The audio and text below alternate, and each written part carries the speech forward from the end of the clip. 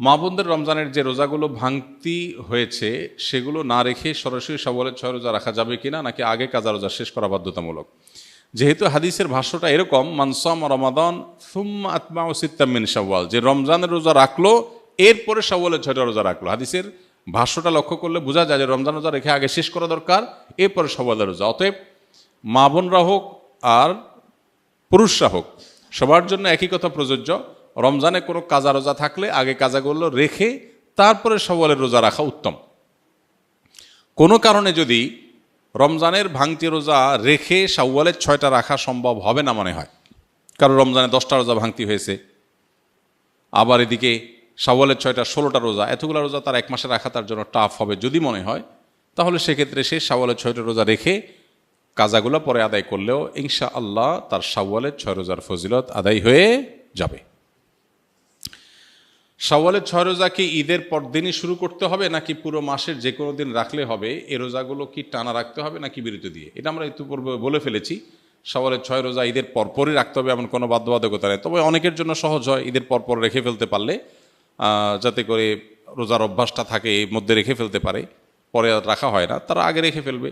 আর যার সুযোগ আছে পরে রাখার বা দরকার আছে পরে রাখা, সে পরে রাখবে এবং ধারাবাহিকভাবে রাখুক, সপ্তাহে 2টা করে 1টা করে রাখুক, যেভাবে খুশি রেখে শাওয়ালের এই মাসের মধ্যে 30 দিনের মধ্যেই রেখে শেষ করতে হবে। আপনার জানা মতে শাওয়ালের রোজা রাখার সময় প্রচলিত কোনো ভুল আছে কি না, যা আমাদের এড়িয়ে চলা উচিত?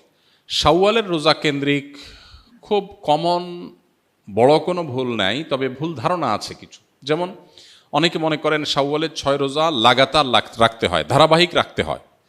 যদি এই ধারণা এখন আস্তে আস্তে পরিষ্কার হয়ে গেছে আমার মনে হয়। শাওয়ালের 6টা রোজার ফজিলতটা আমরা জানি। নবী সাল্লাল্লাহু আলাইহি ওয়াসাল্লাম বলেছেন, মান সামা রমাদান সুম্মা আতবাহু সিত্তাম মিন শাওয়াল কানা কাসিয়ামিদ দাহর, যে ব্যক্তি রমজান রোজা রাখার পরে শাওয়ালের 6টা রোজা রাখবে সে ব্যক্তি সারা বছর রোজা রাখার সওয়াব পাবে। এক হাদিসে নবী আলাইহিস সালাম এটার ব্যাখ্যাও করে দিয়েছেন। বিষয়টা এইভাবে যে রমজানের 30টা রোজা সচরাচর সর্বোচ্চ 30টা রোজা হয়, এটাকে প্রত্যেক আমলকে আল্লাহ তাআলা কমপক্ষে 10 গুণ বাড়িয়ে দেন। তাতে 30কে 10 দিয়ে গুণ দিলে 300 হয়, আর শাওয়ালের 6টা রোজা রাখলে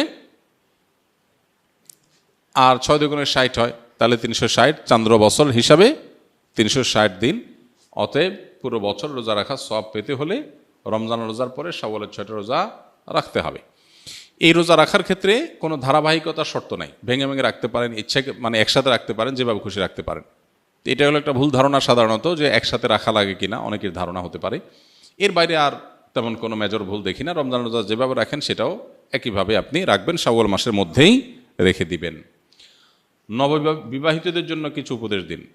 যারা সদ্য বিবাহিত তাদের উদ্দেশ্যে আমার উপদেশ সবসময় থাকে, তারা স্ত্রীর কথা মেনে চলবেন, ব্যাস এটাই উপদেশ। আপনারা হেসে উড়াই দিলেন জিনিসটা, সিরিয়াস উপদেশ। আমি কোনো বিয়ে পড়ালে সাধারণত আমি নতুন জামাইকে বলি, বাবা সুখে থাকতে চাইলে বইয়ের হাতে বায়াত হয়ে মুরিদ হয়ে তার কথা মতো চলবা, ব্যাস শেষ। এটাই হলো পারিবারিক সুখ শান্তির মূল মন্ত্র। আমরা এর আগে কোথায় যেন বলেছিলাম যে আমাদের অফিসে যত মানুষ পারিবারিক দ্বন্দ্ব কলহ নিয়ে আসে, এগুলো নিয়ে যারা ওলামা একরাম যারা এগুলো সমাধান করেন, তাদের এক লাইনে কনক্লুশন হলো যে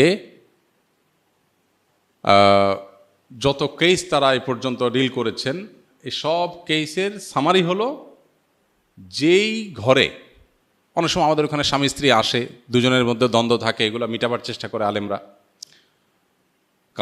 কাউন্সিলিং করার চেষ্টা করেন। তো তারা বলেন যে যত কেস আমরা ঘাঁটছি এই নিয়ে, সবগুলো কেসের সামারি অলমোস্ট একটাই, সেটা হলো যেই ঘরে স্বামী স্ত্রীর কথা মতো চলে, স্বামীর স্ত্রীর প্রত্যেকটা কথা মানে, সেখানে কোনো অশান্তি নেই। অশান্তিটাই হলো সেখানে যেখানে কথা শোনা হয় না, ব্যাস। এই জন্য নবদম্পতি যারা আছেন তাদের উভয়েরই এটা আমল করা উচিত। বিশেষ করে ছেলেদের একটু বেশি আমল করতে হয় আর কি, মেয়েদের একটু কম, তবে মেয়েদেরও করা দরকার। আর স্বামী হোক আর স্ত্রী হোক, যিনি জীবনসঙ্গীর কথা যত বেশি শোনার চেষ্টা করবেন, আল্লাহর নির্দেশে বাইরে বললে সেটা না, আল্লাহর নির্দেশের মধ্যে থেকে যত বেশি শোনার চেষ্টা করবেন, তিনি আল্লাহর কাছে তত প্রিয় পাত্র হবেন। মুত্তাকি হিসাবে তত ভালো মুত্তাকি হইতে পারবেন। দাম্পত্য জীবনে আপনার সঙ্গীর সাথে সদাচরণ করা, এটা তো আল্লাহর নির্দেশ। আল্লাহ বলেছেন ওয়া আশিরুহুন্না বিল মারুফ, তোমরা পুরুষরা যারা আছো তোমাদের স্ত্রীদের সাথে সংসার করবে সুন্দরভাবে। একই কথা স্ত্রীদের জন্য প্রযোজ্য। অনেক স্ত্রী আছেন যে স্বামীকে সারাদিন জ্বালাতন করেন, অহেতুক কষ্ট দেন, ছোটোখাটো বিষয় নিয়ে বাড়াবাড়ি করেন। তো এখানে স্বামী স্ত্রী উভয়ের জন্য প্রযোজ্য যে নিজের সঙ্গীকে কত বেশি সন্তুষ্ট রাখা যায়। এখন সঙ্গীকে সন্তুষ্ট রাখতে গিয়ে বাবা মা নারাজ হয়ে যাচ্ছে কিনা, ভাই বোন নারাজ হয়ে যাচ্ছে কিনা, সেগুলো একটা ব্যাপার। তো এই জন্য ব্যালেন্স করাটা খুব গুরুত্বপূর্ণ। এই ব্যালেন্স করার জন্য কোরআন এবং হাদিসের জ্ঞান অর্জন করে কার কোনটা হক, কার কোনটা কর্তব্য, কার কোনটা অধিকার, সে জিনিসটা বোঝা এবং সেটা যথাযথভাবে আদায় করা, এটা হলো গুরুত্বপূর্ণ।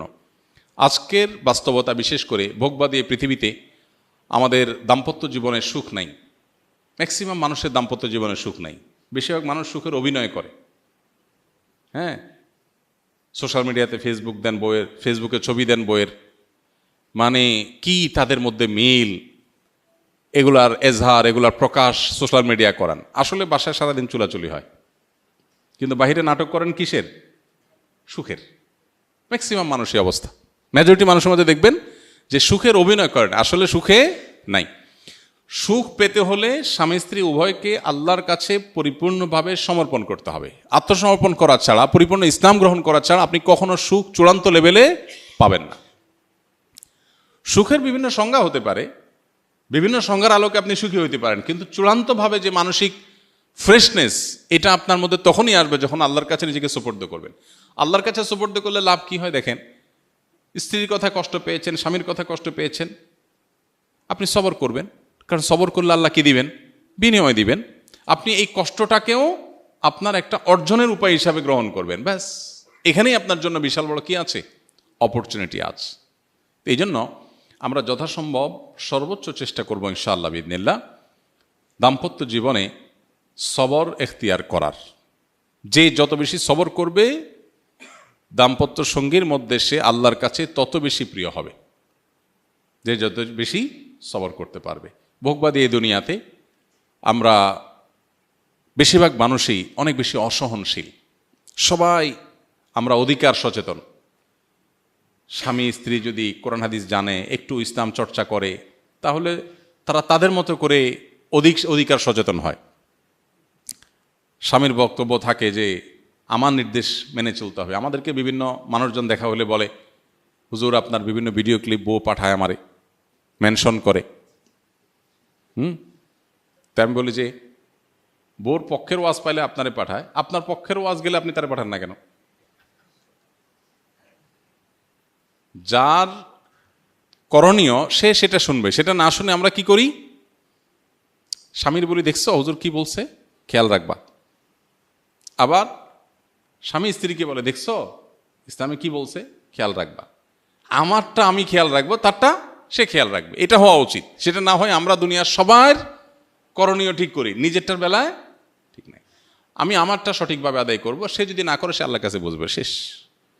তো এই জন্য দিন চর্চা, পরিপূর্ণভাবে ইসলামের কাছে আত্মসমর্পণ করা, এটা ছাড়া কখনো দাম্পত্য সুখ চূড়ান্ত লেভেলে পাওয়া সম্ভব না।